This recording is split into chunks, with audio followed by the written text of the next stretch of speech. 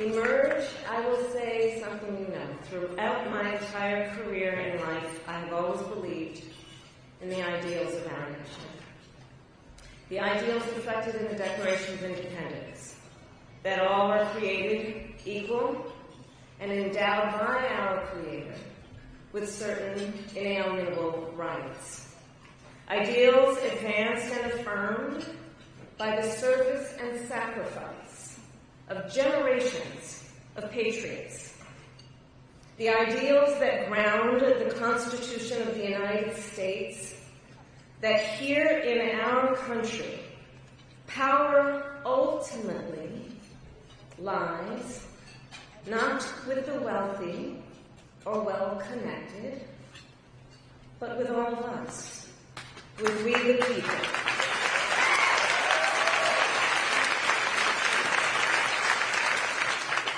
Now, of course, I recognize that America has never fully lived up to these ideals, that for all the gains we've made, the American dream has for decades been slipping further out of reach for so many, and that the American people deserve leaders who make their lives better and make our country stronger.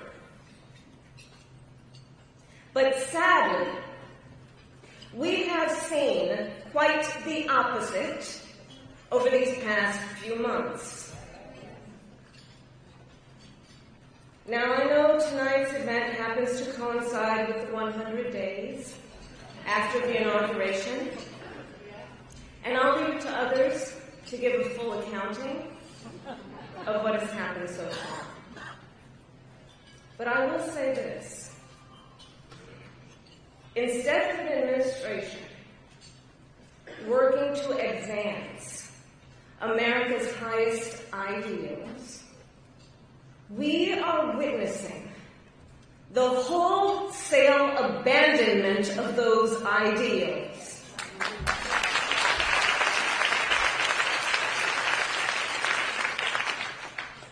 And what we are also seeing in these last 14 weeks is Americans using their voice and showing their courage. We all know President Trump and his administration and their allies are counting on the notion that fear can be contagious. They are counting on the notion that if they make some people afraid, it will have a chilling effect on others. But what they're overlooking, what they have overlooked, is that fear is not the only thing that's contagious. Courage is contagious.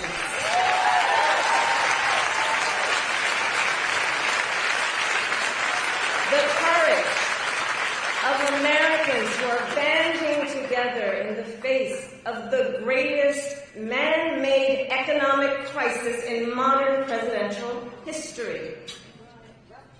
Americans across the political spectrum who are declaring that the president's reckless tariffs hurt workers and families by raising the cost of everyday essentials, devastate the retirement accounts that people spent a lifetime paying into, and paralyze American businesses, large and small, forcing them to lay off people, to stop hiring or pause investment decisions. The courage of Americans we are seeing who are rallying at Social Security offices to protect their hard-earned benefits. Of Americans who are speaking out to say, it is not okay to violate court orders. Not okay.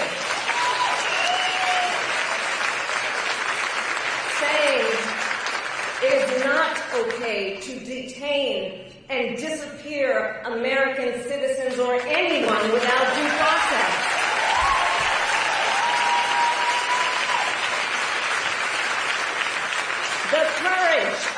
judges to uphold the rule of law in the face of those who would jail them. Of universities that are defying unconstitutional demands that threaten the pursuit of truth and academic independence.